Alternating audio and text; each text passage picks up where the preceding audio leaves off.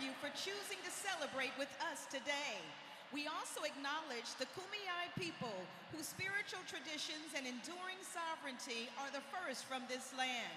We acknowledge the waves of colonization that have oppressed these nations and pay respect to the many elders and to the tribes of this land, past, present, and future. Now please stand and join us for a video presentation of the Black National Anthem, Lift Every Voice and Sing, by Simone Sparks and Preston Wilson.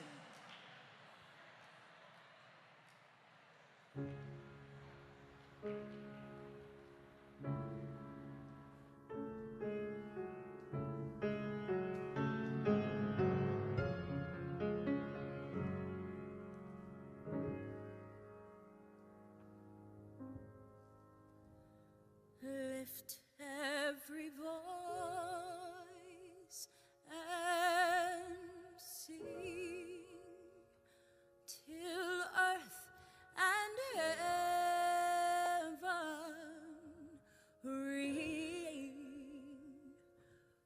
ring with the harmonies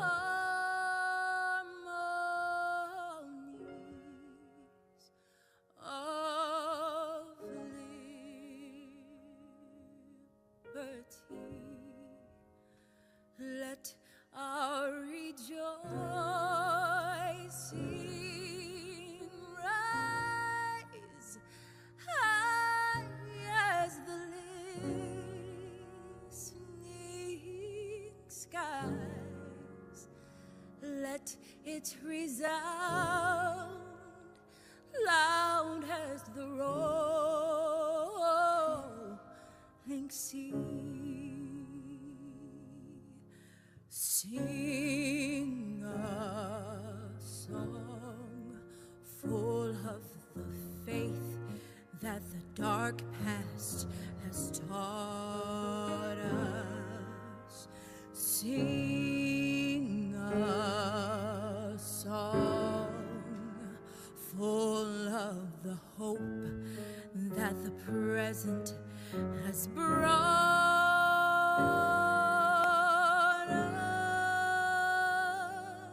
us, facing the rising sun of our new day begun. Let us march on till victory is won.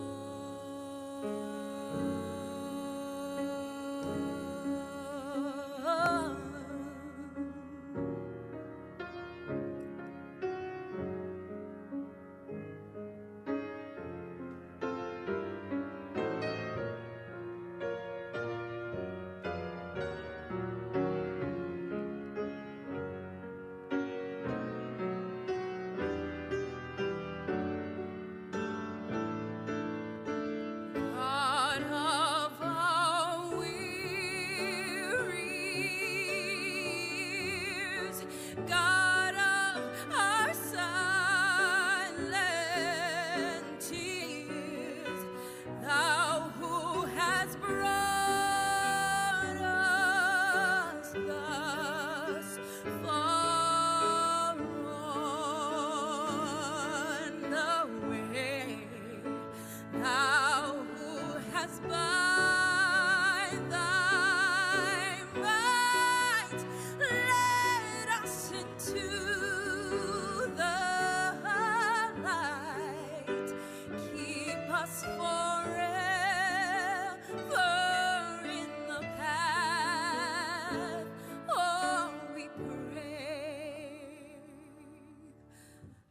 lest our feet stray from the places, oh God, where we met Thee, lest our hearts, drunk with the wine of the world, we forget Thee. Shall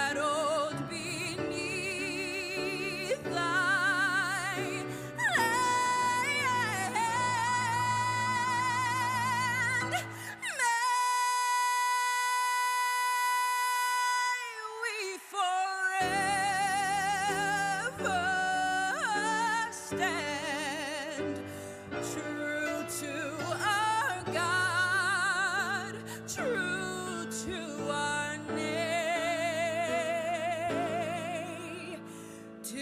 land.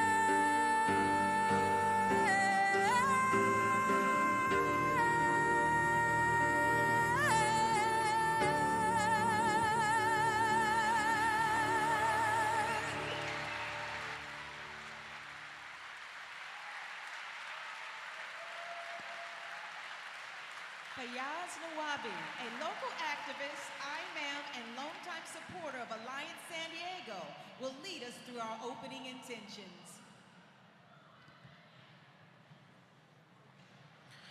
أعوذ بالله من الشيطان الرجيم بسم الله الرحمن الرحيم يا أيها الذين آمنوا كونوا قوامين بالقسط شهداء لله ولو على أنفسكم أو الوالدين والأقربين. In the name of God, most gracious, most merciful, I recited a verse of the Quran in which God mentions chapter 4, verse 135. O you who believe, be maintainers of justice, bearers of witness for God's sake. Be maintainers of justice even if it be against yourself, your parents, or near relatives. Be maintainers of justice even if you be rich or poor, for God is nearer to those who maintain justice in compassion. I pray that God Almighty blesses this gathering. I pray that God Almighty gives us the ability to continue the legacy of Dr. King in being maintainers of justice, in standing for those that are less fortunate than us. I pray that God Almighty blesses Alliance San Diego and all its supporters. I pray that God Almighty unites the hearts of all those that are attending this gathering. Finally, I pray that God Almighty gives us the ability to be maintainers of justice and make that a deliverance for us in the hereafter. Amen.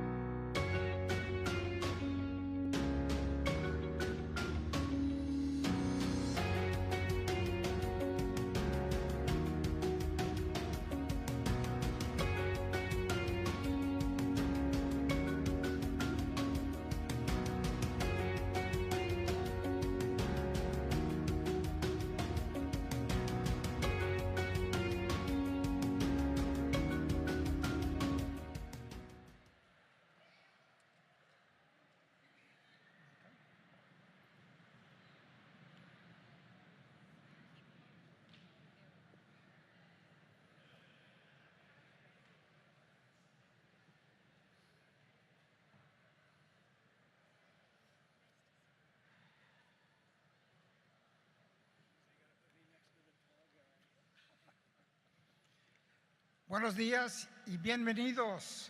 Good morning and welcome to the 35th Annual All People Celebration. Thank you for braving the stormy weather to be here with us in person this morning. I can tell you that on behalf of the leadership, the staff, and my colleagues on the board, we are delighted to see you and be in your presence. I'm Isidro Ortiz, and I have the honor and privilege of serving as president of the board of Alliance San Diego. And good morning, beloved community in San Diego. My name is Samuel Choi, and I am a vice president of Alliance San Diego's board. Today, we are honored to celebrate the living legacy of the Reverend Dr. Martin Luther King, Jr.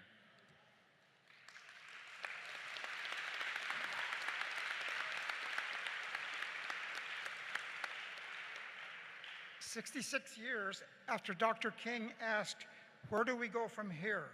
Chaos or community?" Dr. King's teachings continue to serve as our compass as we navigate through challenging and dark times. Like Dr. King, we live in the shadow of white supremacy. Moreover, we witness abuses of governmental authority and institutional betrayal on the part of institutions that are supposed to protect us in our democracy. We and our children are haunted by the trauma of organized and planned massacres and subversive assaults on our democracy, including, as you know, an attempted coup a little over a year ago on the part of subversives who are now seeking to destroy democracy in Brazil. While there are many that seek to sow seeds of division and hatred and to disempower others, they are not the majority, we are. Together, we can build bridges. Yes. Together, we can build bridges that heal, provide resources, and withstand the rampant storms of white supremacy. This year, we invite you to follow Dr. King's vision of connecting with intention, integrity, courage, and resolve, as the warriors in the civil rights movement did over half a century ago.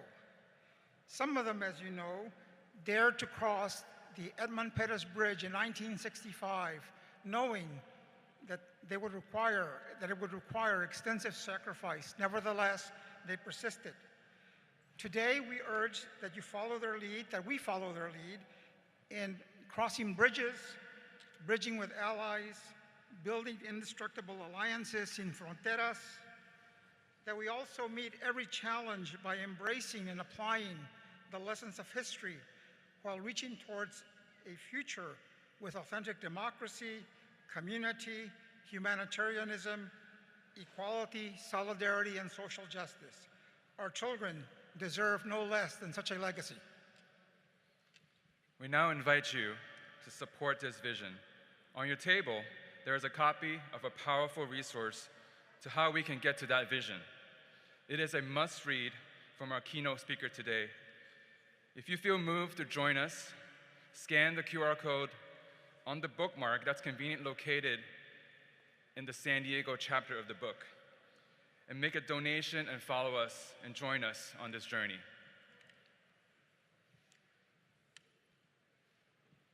Building an inclusive democracy is up to all of us, and we welcome your support. Alliance is now stronger than it has ever been, but as you know, the struggle for social justice is eternal. With your investment, Alliance San Diego will continue to push forward, providing transformational leadership, working to bring governmental accountability, empowering communities, promoting human rights, and working to build an inclusive democracy. Thank you in advance, and please enjoy the program today.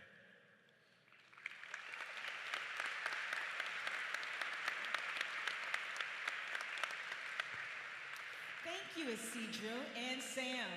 Holding the past and present as a lens is a great way to stay the course towards building an inclusive democracy. We must not forget the obstacles we have overcome, nor should we rest on our victories. We must connect with intention and build bridges towards the future.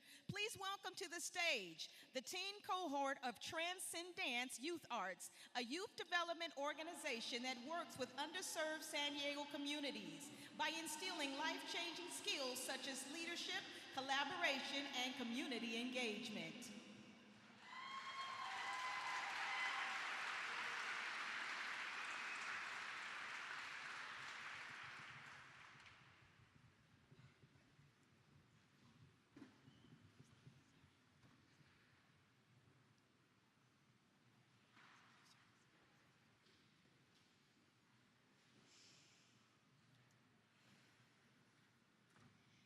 driven by delight, near a world of life.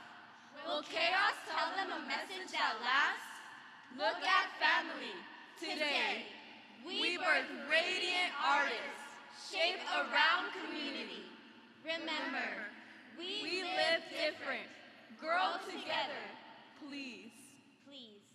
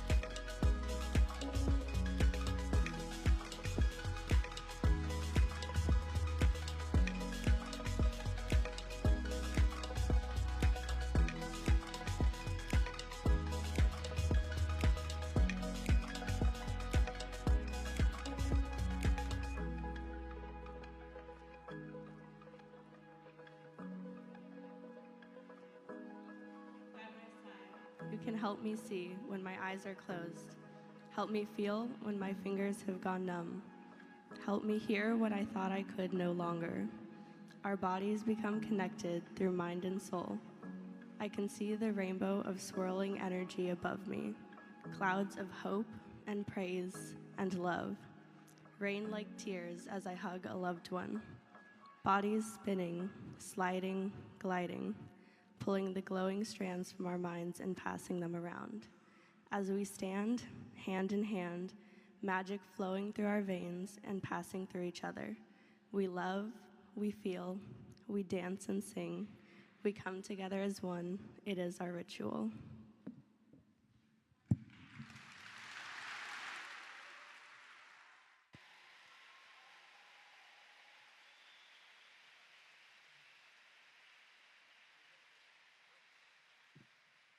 Thank you, dancers. Alliance San Diego is extremely proud to have you with us this year. Your performance reminds us to fight for the world you will inherit. Now, let's welcome Christopher Wilson, Alliance San Diego's Associate Director, and Maribel McKenzie, an Alliance San Diego board member, for a few words of gratitude for our generous sponsors.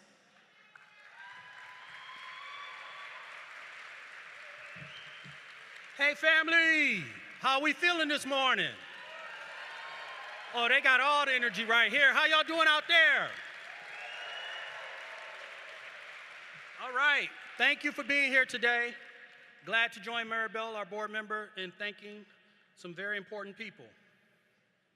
It's our deep pleasure to thank all of you for being here. The folks who made this event possible and the folks who traveled through San Diego's worst weather ever to be here today. I want to thank you for all you do, all you've been doing, and we're extremely grateful for your sponsorship and your support for the All People Celebration. At the presenting sponsor level, we want to thank the San Diego Parks and Rec Department. And at the 5,000 and above level, we want to thank KPBS, the San Diego County Office of Equity and Racial Justice, right here, and the United Food and Commercial Workers Local 135. Where are you at, 135? Right up here. At the 2,500 and above level, California Senate President Pro Temp Tony Atkins. The Monarch Group, Port of San Diego, Qualcomm, San Diego Community College District, San Diego Education Association, San Diego Gas and Electric, University of San Diego. At the 1,500 and above level, San Diego Foundation, Southwestern Community College, Daniel Scarborough, Norma Casares. We also want to give a special shout out to those that have supported us all year long. American Federation of Teachers Local 1931, Dr. Bruner Family Foundation, Evelyn and Walter Haas Jr. Fund, Ford Foundation, For Freedom Fund, Satterberg Foundation, Lawrence and Susan Hees, I apologize, Hess, Mackenzie Scott, and our monthly donors. Thank you to all of you. But that's not the only thank yous we want to have. We want everyone to understand that it takes a beloved community to do this work, and everyone has a role to play. So, we want to ask all the elected officials in the room to stand up and remain standing, if you are able to be recognized. We thank you for your service to our community, your sacrifice, and your leadership. All elected officials. If you are a young person under 25, please stand up. Thank you for being here today. You are our future leaders, and we count on you to build the inclusive democracy we need. If you are a social justice warrior, a social justice volunteer, a social justice believer, stand up. Stay standing. Stay standing. If you believe in Dr. King's dream that all of us belong, that all of us are cherished, that all of us are valued, all of us should be treated with dignity, equality, and respect, please stand up. That means you're all standing up. It takes all of us to get this right, and we could not do this work without you. Thank you. We can realize Dr. King's dream and build a beloved community, and that includes everyone. Thank you very much. I want to give a special shout out to somebody who's watching.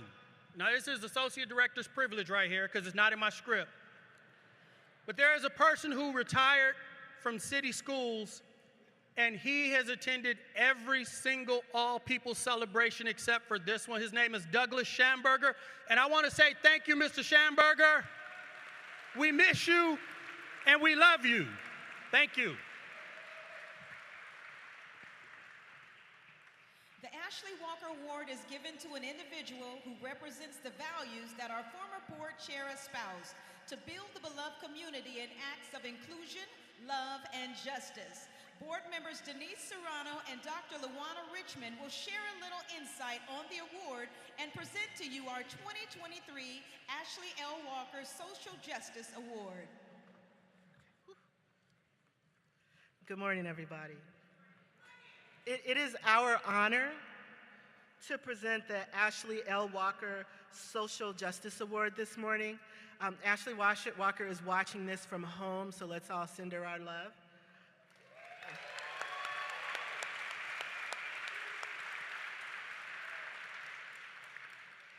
Before we tell you about the awardee, let me tell you about Ms. Walker, who has touched so many lives. She is a lifelong social justice activist that has left an indelible mark in this world. As a child, she integrated her all-male, all-white school at significant peril to herself. As an adult, she fought for the downtrodden, the marginalized, and the endangered, always leading with love. She is credited with institutionalizing comprehensive domestic violence services in the county, after which she worked tirelessly to build a more inclusive San Diego as the longtime executive director of the City of San Diego Human Relations Commission. Ashley Walker is a founding board member of Alliance San Diego, and we are honored to extend the award in her name today. The award recognizes an individual or group for their work in promoting peace, social justice, and human and civil rights in our community.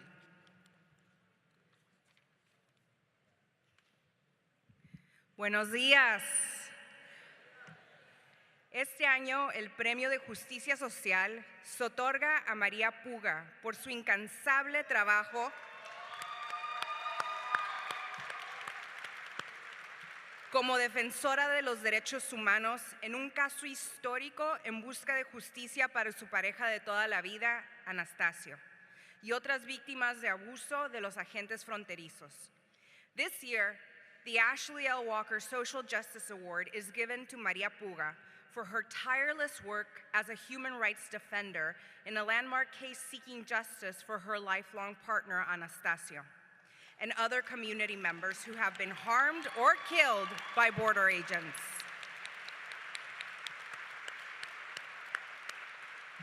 El año pasado, María logró lo que nadie ha logrado antes. Desafió al gobierno de los Estados Unidos en procedimientos internacionales ante la Comisión Interamericana de Derechos Humanos. En una audiencia transmitida al mundo, dijo la verdad al poder con compasión y convicción. This past year, Maria accomplished what no one else has. She challenged the U.S. government in international proceedings before the Inter-American Commission on Human Rights. In a hearing broadcast to the world, she spoke truth to power with compassion and conviction. En los últimos 12 años, ha forjado un camino para que otras familias y otros defensores de los derechos humanos lo sigan para responsabilizar a la CBP, la agencia política más grande del país, por su excesivo uso de violencia. El precedente que podría sentar su caso repercutirá en todo el país y las Américas.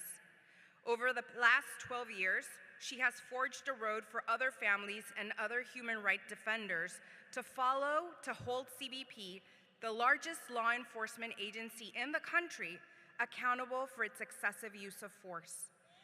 The precedent that her case could set will reverberate throughout the country and the Americas.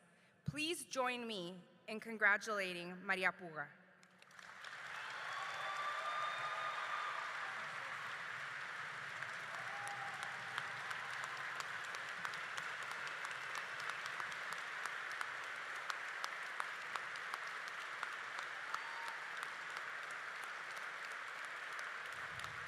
Gracias, muchas gracias. Buenos días. Muchas gracias, Alianza San Diego, por estar siempre a mi lado, de la mano. Para mí es un gran honor recibir en este gran día este reconocimiento donde celebramos la vida del Señor, de un gran activista, un gran hombre, el doctor Martin Luther King. Para mí estos 12 años de trabajo lo he hecho con todo mi corazón. Le doy gracias a la vida que me tiene aquí luchando por justicia para mi esposo, acompañada de un gran equipo de muchos de ustedes que están aquí presentes, que me han apoyado durante estos largos 12 años. Esto yo lo hago para lucha, para justicia para todos, porque todos merecemos respeto. Todos, no importa quién eres ni de dónde vienes, todos merecemos respeto, que se nos respeten nuestros derechos humanos. Muchas gracias por este reconocimiento. Este trabajo lo seguiré haciendo por el resto de mi vida. Muchas gracias.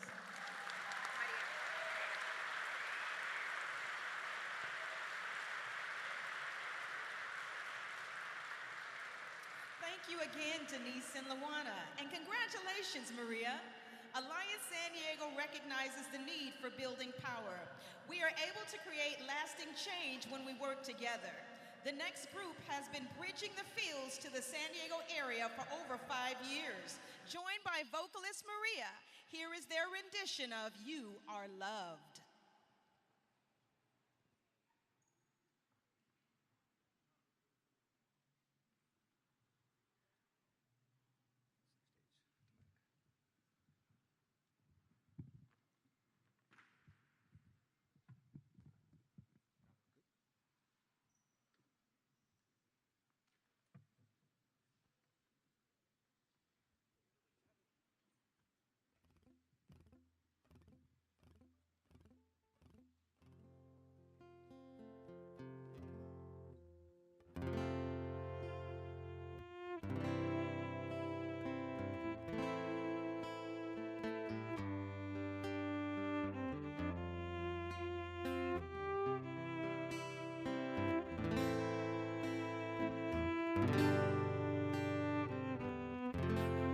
Don't give up.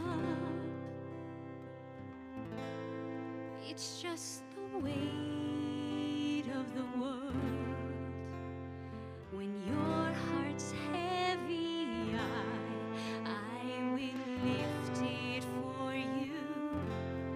Don't give up, because you want to be heard.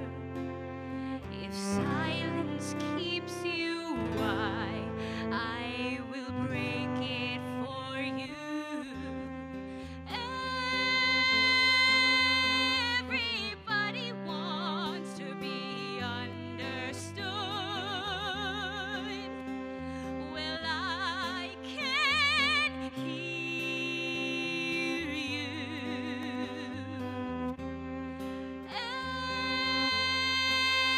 Everybody wants to be loved. Don't give up, because you are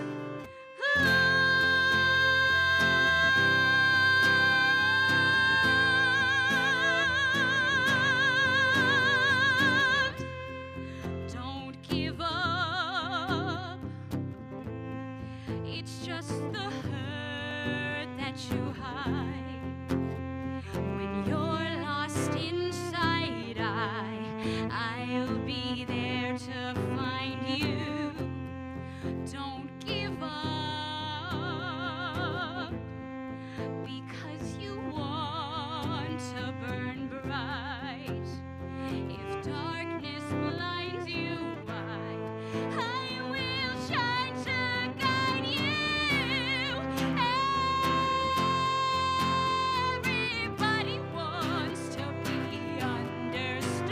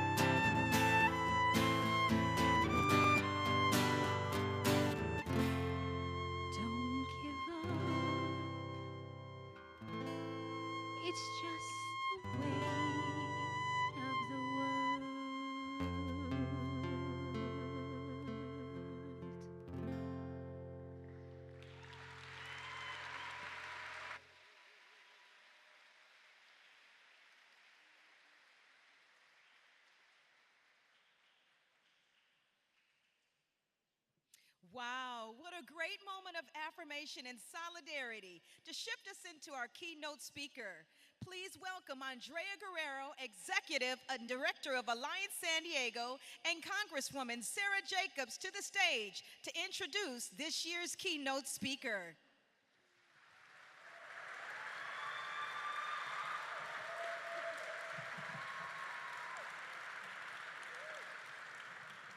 Okay, all right. Buenos dias. Good morning. It is our honor to introduce the keynote speaker. I first met the keynote speaker, Steve Phillips, in a fight for racial justice in California more than 2 decades ago. We were both battling a ballot measure which would have prohibited the collection of racial and ethnic data, among other kinds of data, that would have prohibited educators, healthcare workers, and government officials from collecting critical data needed to provide equitable services.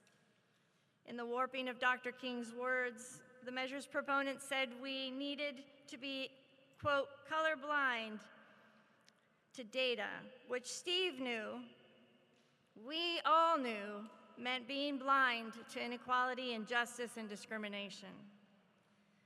We needed to be color conscious, and we needed to address equity.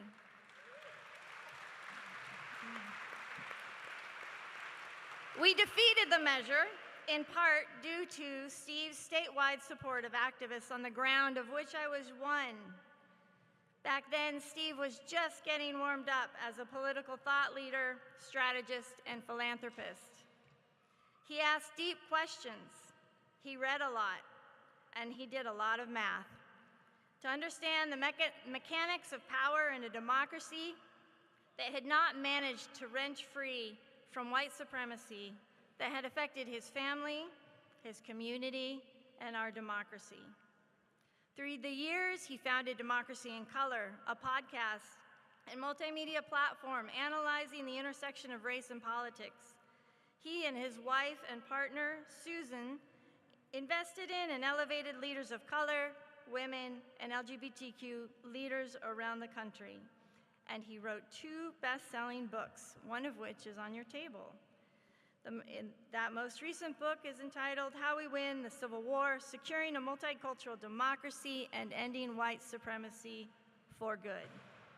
As long as I've known Steve, he has been dedicated, heart and soul, to creating an inclusive democracy. He is a friend, he is a mentor, he is a fellow traveler who is shaping the future for a new majority, a new American majority, and a true beloved community that treats everyone with dignity and respect. And it will take all of us to realize this future. Is that not so, Congresswoman Jacobs? That's exactly right. It's going to take all of us working together in and out of government to build a democracy that is inclusive and fair and just and lasting. And that means we need to recognize and address the urgent threats to our democracy. Steve has written a lot about the attack on the Capitol on January 6, 2021. As I think many of you know, that was my 4th day in Congress.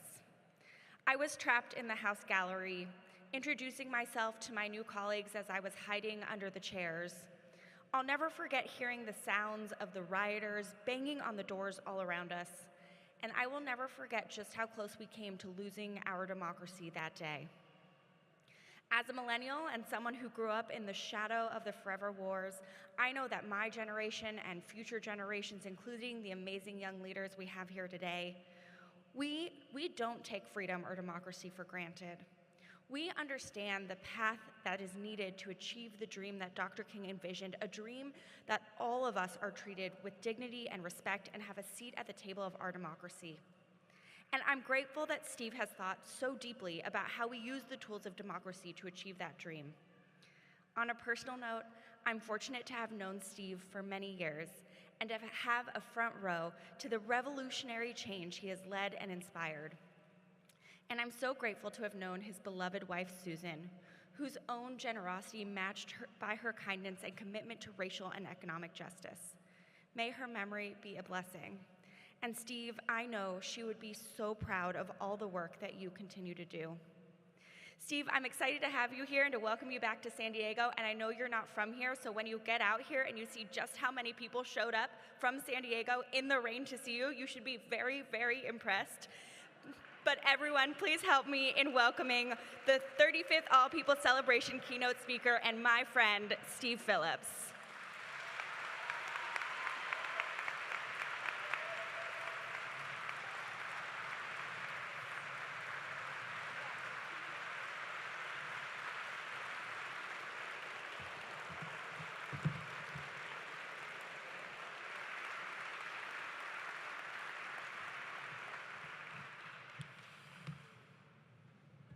You guys are a beautiful sight. In fact, you're so beautiful, I'd like to take a picture with you.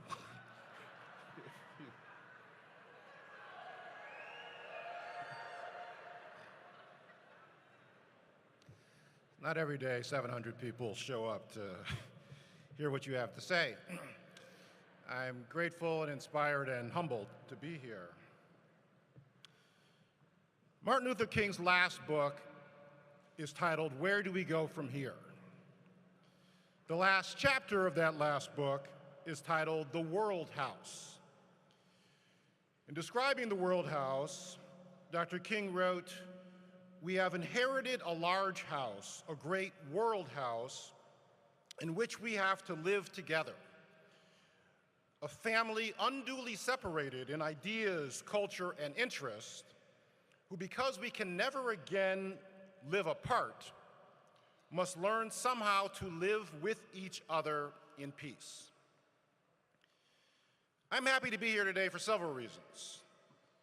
It's great to see and reconnect with old friends and colleagues, Andrea, Chris, Sarah, the Congresswoman, and so it's grateful to meet many new friends and allies. We had a great dinner yesterday with President Atkins and others yesterday. It's always good to return to the county in which I was born. I was born at Camp Pendleton Naval Base in Oceanside when my dad was in the Navy.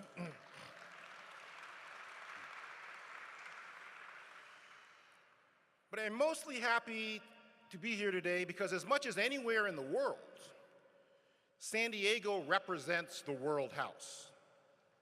The leaders, organizations, activists who are within this city and county have built bridges between groups to create a powerful movement for justice in this region and in this state and in this country.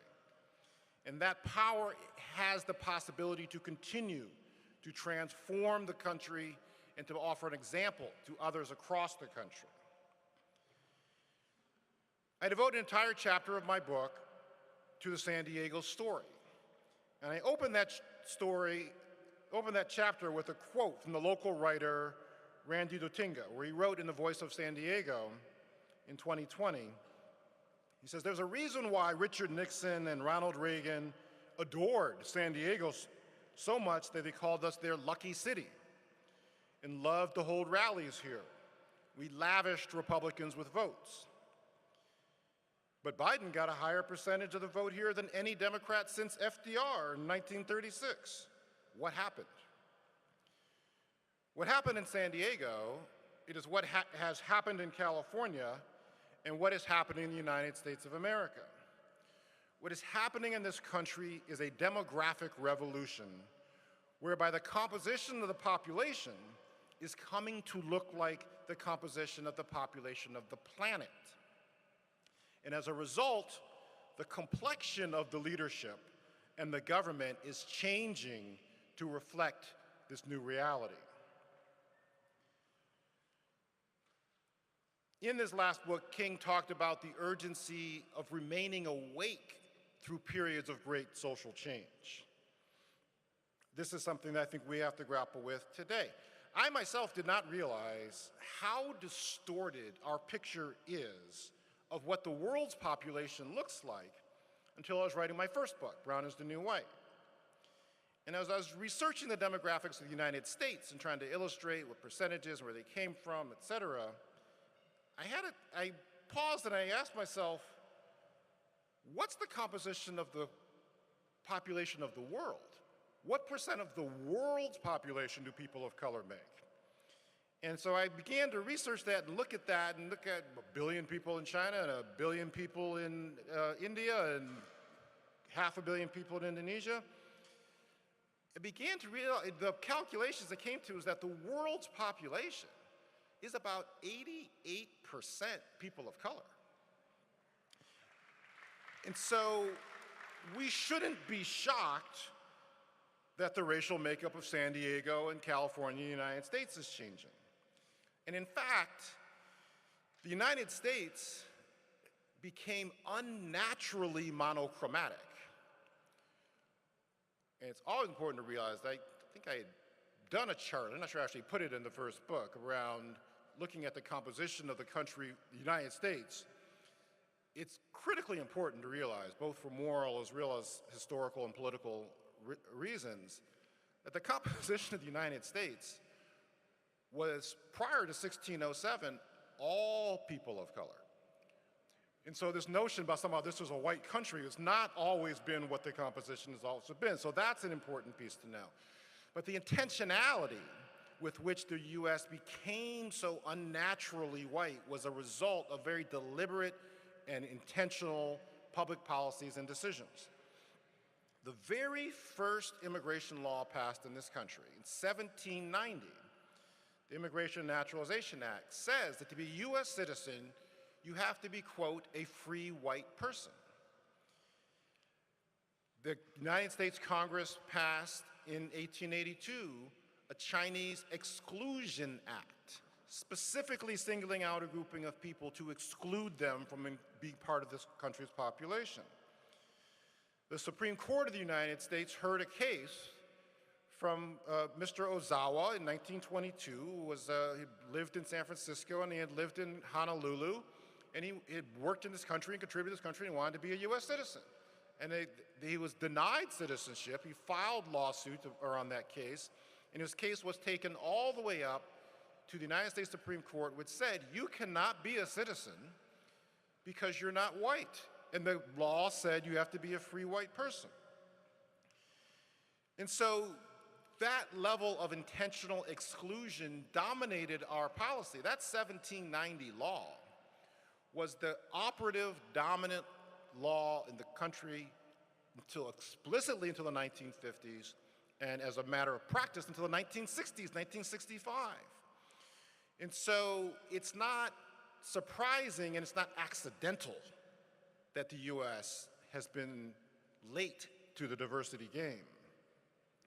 But Dr. King and the Civil Rights Movement broke down barriers, risked and lost lives to take down the whites-only signs within this country and take down the whites-only signs in terms of the US immigration policy. And the results are the demographic revolution that we're now living through.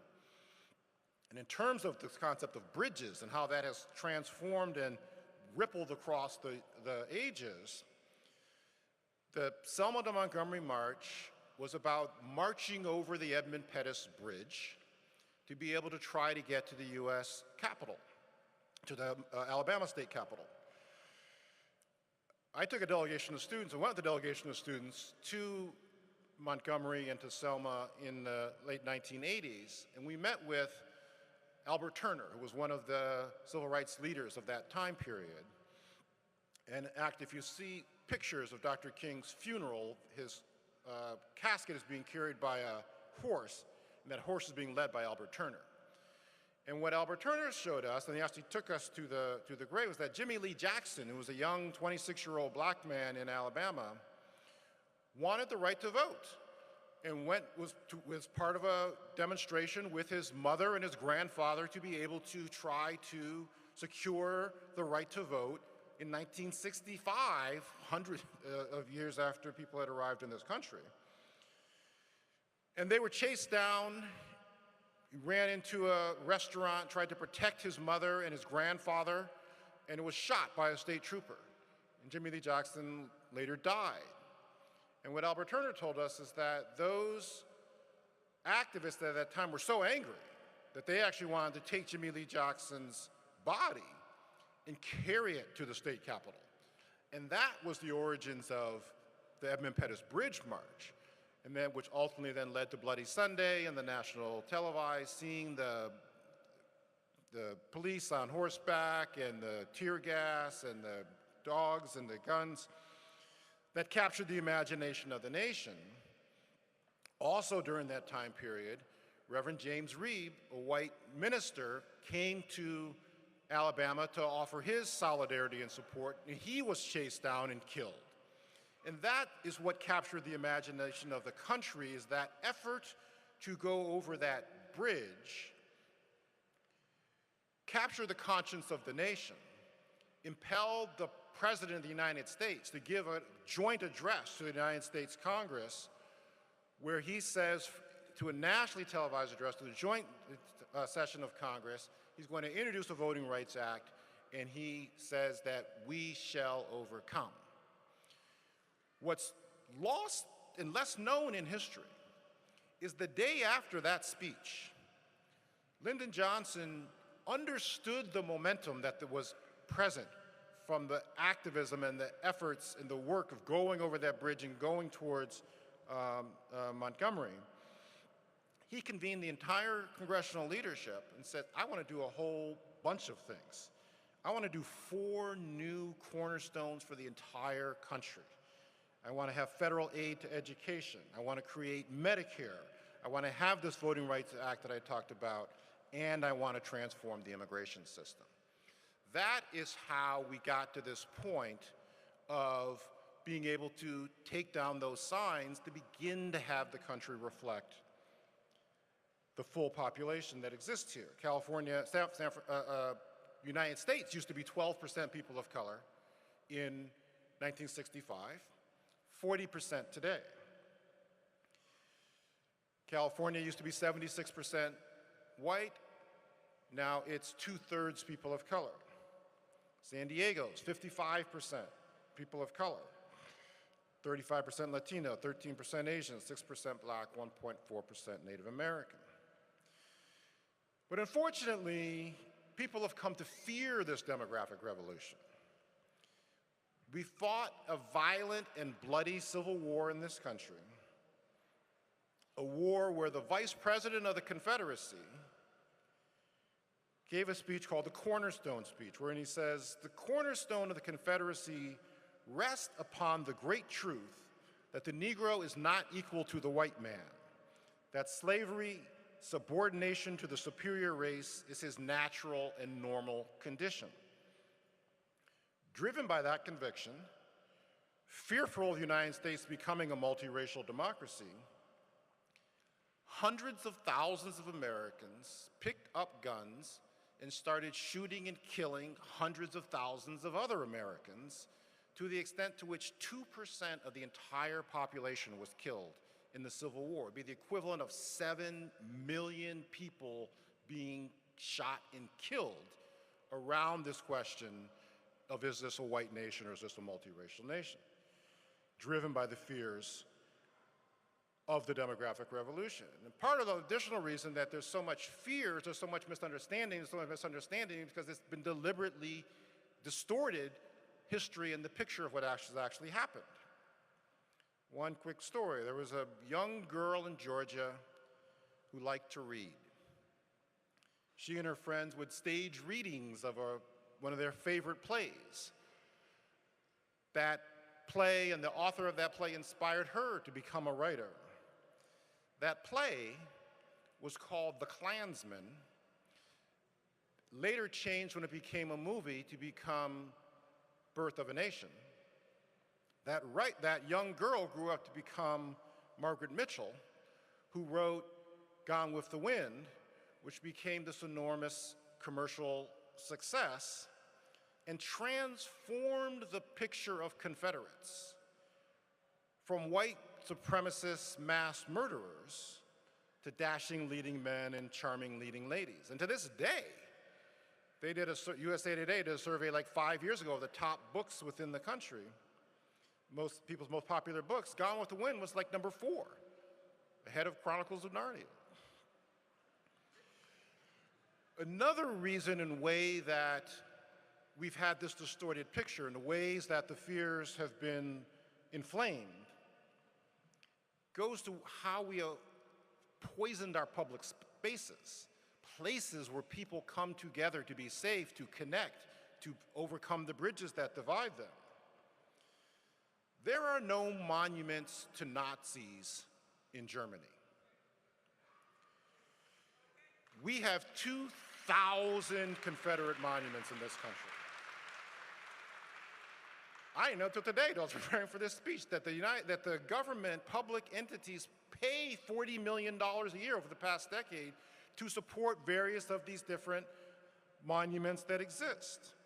In the United States Capitol today, there's a dozen statues to Confederate heroes. So the result of all of this is that we live in very precarious times. Dr. King wrote in Where Do We Go From Here? He writes, when people of color look around and see that the only people who do not share in the abundance of Western technology are colored people, it is an almost inescapable conclusion that their condition and their exploitation are somehow related to their color and the racism of the Western world. This is a treacherous foundation for a world house. Racism can well be that corrosive evil that will bring down the curtain on Western civilization. But I'm happy to say that we have nothing to fear and plenty to love.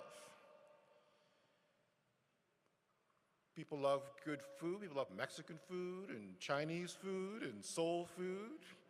We love the art and culture of communities of color. Shonda Rhimes' shows, Bridgerton, the new Addams Family with the Latina actress leading the way, Everything Everywhere All at Once movie with Asian characters. And you also have nothing to fear from our communities. Ultimately, we are warm and loving people. Nicole Hannah-Jones, in her 1619 essay and series, she wrote, "No one cherishes freedom more than those who have not had it."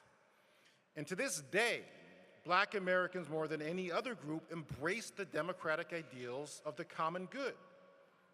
For generations, we have believed in this country with a faith it did not deserve. The ultimate reason, the best reason to love the demographic revolution is that it's really the source of our collective liberation and power. Dr. King spoke to Congress in the 1950s, and he said, "Give us the ballot, and we will no longer plead to the federal government for passage of an anti-lynching law. We will, by the power of our vote, write the law on the statute books of the South. Give us the ballot, and we will transform the salient misdeeds of bloodthirsty mobs into the calculated good deeds of orderly citizens." And that is what you have done here in San Diego. You've built bridges between communities. Alliance San Diego created when African American and Latina tried to bring their communities together, saw they were sitting on different sides of the room, and realized they had to forge an organization to bring people together. Registered and mobilized tens of thousands of people of color to participate in the democracy, changed the timing and the laws around when the elections are so the maximum number of people can participate so that the electorate looks like the overall population. And as a result of that, you have literally changed the face of power in local government within San Diego. The City Council, the Board of Supervisors, members of Congress. And that's an extraordinary achievement to be very much embraced and celebrated and emulated. And so then now we face Dr. King's ultimate question: where do we go from here? What will we do with that power? And I would submit that we all have a role to play in what I title in the introduction to my book as the struggle between democracy and whiteness. And I draw that phrase from the author Taylor Branch, who wrote the trilogy, Parting the Waters, about America in the King years.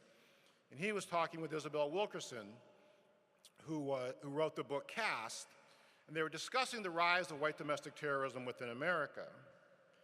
and specifically the Tree of Life Synagogue shooting and then the Charlottesville attack. And what Taylor Branch, through the prism of looking at Dr. King's life and history, said was, people said they would not stand for being a minority in their own country. I guess the question is, if offered a choice between democracy and whiteness, how many would choose whiteness? And Isabel Wilkerson says, we let that question hang in the air, neither of us willing to hazard a guess as to that one. And the reason I use that as the opening part of my book for that introduction is that is exactly what happened on January 6th, when what Congresswoman Jacobs was talking about is that you had a democratically, small d, democratically elected president of the United States. All 50 states had signed off on the election result. The governors, Republican and Democrat, signed off on the election results.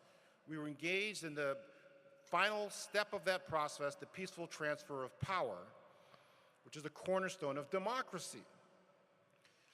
And at the same time, you had people carrying the actual Confederate flag, wearing sweatshirts saying MAGA Civil War, January 6, 2021, spewing racial epithets at the black police officers trying to protect the elected members of Congress.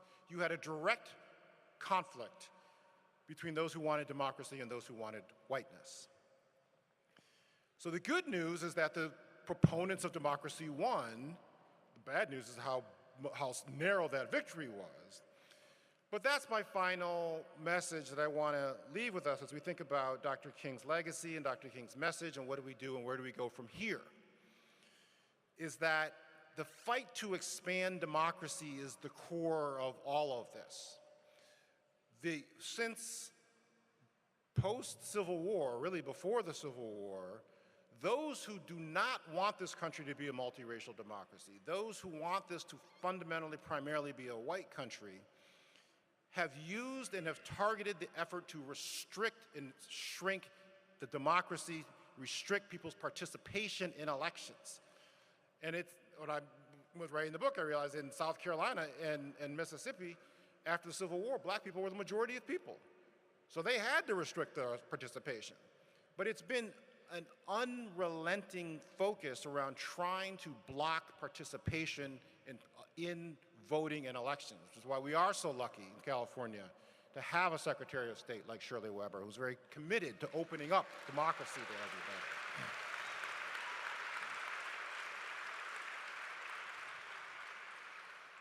But the struggle rages, and that's why I spent 2 years writing a book, and that's why I'm traveling the country to try to get this word out, because we remain locked in an intense existential battle over, is this a primarily white country or is this a multiracial democracy? And the way that we win that fight is by getting as many people as possible to vote so that the electorate reflects the full diversity of the population.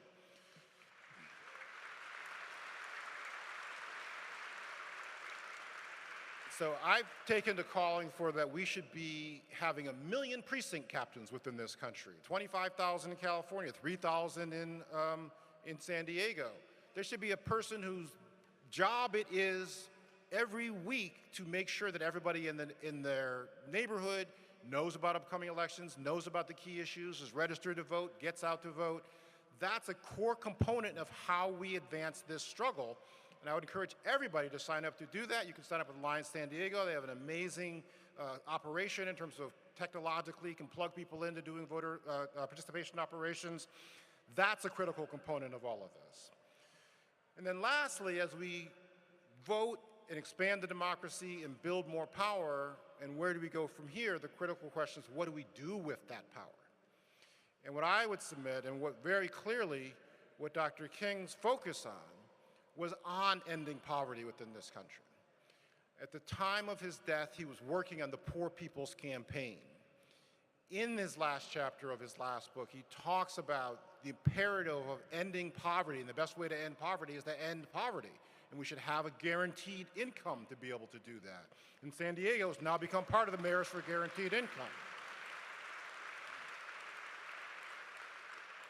And so all of this is within our grasp, in our capacity, and within our power. And as somebody was speaking earlier about how we are, in fact, the majority, and that is the message that I leave you with, is that we are the majority. We are engaged in an existential struggle in this country over whether it's going to be a white nation or a multiracial democracy. But the people who believe in and are committed to and want it to be a multiracial democracy are the majority of people within this country. And we have the capacity to utilize those numbers to gain the power to put forward the policies to, in fact, end poverty, bring people together across the various barriers and divides that exist, and create the kind of beloved society that Dr. King worked for and gave his life for. So thank you for inviting me here today. I look forward to working with you going forward and carry on your excellent work.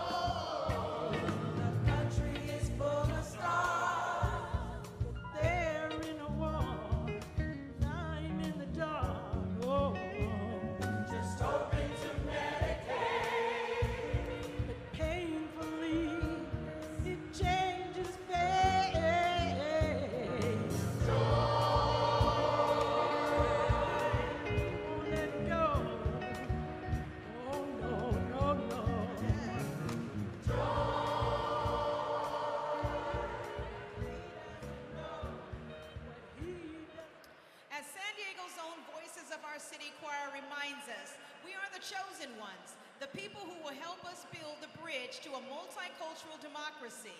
As we near the end of our program, I am going to ask Reverend Beth Johnson of Palomar Unitarian Universalist Fellowship to guide our hearts and minds into the next phases of our day. Good morning, San Diego. What an amazing and beautiful and transforming time that we've had today. Thank you to Steve Phillips and those powerful words. And for those of you who didn't get a chance to, there are books on your table. You can go ahead and take out the bookmark. Just take a picture or get onto that QR code and make a donation to Alliance San Diego. When I was reading around in that chapter on Alliance San Diego, I was just so proud to be able to be part of Alliance San Diego, and I know you are too. Deep bows to Steve Phillips, Andrea Guerrero, Maria Puga, always in my heart. Beloveds, I invite you to breathe with me. Just take a breath. Taking in all that we've heard, all that has moved our hearts and our minds and our bodies. Imagining how that we can be a bridge to greater justice, to deeper love, to transforming radical, inclusive democracy so under threat. On this day, as we honor Dr. King, we are reminded of love and his message of love. But I want to remind us that it is not an anemic, sentimental love. It is a radical love, a revolutionary love, a love that says everybody in, nobody out, a transforming love that transforms our hearts, our minds, transforms our society, as Steve showed us the transformation that has taken place in San Diego. So, beloveds, love's calling. Can you hear it? Love's calling all around. Love's calling from the depths of our souls. It emerges. This love, this bridging, radical love, stirring, longing, luring, leading our hearts, beating for justice, hearts pulsing through bodies on the line. Love's calling. Me, you, us. Love's calling, beating hearts, bruised bodies, rising spirits. Love's calling from the streets. Love's calling from the borders. Love's calling from the margins. Love's calling from the prisons to bring the margins to the center and say, we center the love from the margins into this time and into this space as we build bridges of hope and possibility. Love's calling. Sometimes love is whispering, shouting, raging, praying all around. Love's calling and igniting courage, singing within, through, and around us. We shall overcome. Can you hear it? We shall. Love's calling us all right here where we are. Shh, beloveds, listen. How has love called you in this moment, in this day, hearing these words, being in the celebration, understanding the transforming power of love? Love's calling our hearts, beating for justice. We are called to love in these days. Amidst hate, we're called to a radical love and an eyes wide open hope and a fierce compassion. In this time of hate, we have seen love manifested right here in San Diego County. I've seen it. I see you. We're answering the call of love to come into community in unity. The way of love will be our overcoming. This revolutionary love countering white supremacy, nationalism, and fascism, and white Christian nationalism. We, beloveds, are called to answer the call of love, the call of the Spirit, in the spirit of resistance and in the possibility of a transformed world. So let us embody a revolutionary love. Love is the soul force that meets us in our fears, countering hate, bigotry, and the demonizing of others. Love is the soul force, beloveds, that meets us in our resistance, countering indifference, denial, and despair. Love is the soul force that meets us in our longing, calling us to compassion, to freedom, and to courage. Love is the soul force that unites, enlivens, and empowers us all together. Amen. And I love you. This year's community art project by a visual approach has been developing during the event. Jackie, can we share with the group?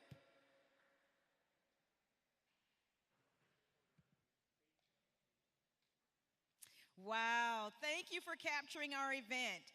To wrap up our time together, please stand if you are able and join us in singing the unofficial anthem of the Civil Rights Movement, We Shall Overcome. The song is a powerful message of hope and partnership in the struggle to build Dr. King's beloved community. And before we sing, there's three thank yous I want to put out there. One is we want to wish you well, Ashley Walker, who couldn't be with us today. She's been at every breakfast since 2002 when the city of San Diego took it over. Thank you so much, Ashley. I want to thank Leonard Thompson, who's been doing the production for the breakfast forever, and he never gets a thank you, so let's thank Leonard Thompson. And last, I want to thank our advancement director, Maisha Rice, who has been the event program coordinator. And we never say thank you from the stage, and I just wanted to take a moment to say thank you. This was wonderful to be back in person, and you pulled it off. Thank you so much, Maisha. And now we will have Jesse Mills lead us, Dr. Jesse Mills, in We Shall Overcome. All right, with one spirit, one heart, San Diego. We shall overcome. We shall overcome. We shall overcome someday. Oh, deep in my heart, I do believe we shall overcome someday. We'll walk hand in hand. We'll walk hand in hand. We'll walk hand in hand. We'll walk hand in hand someday. Oh, deep in my heart, I do believe we shall overcome someday. We shall all be free. We shall all be free. We shall all be free. We shall all be free someday. Oh, deep in my heart, I do believe we shall overcome someday.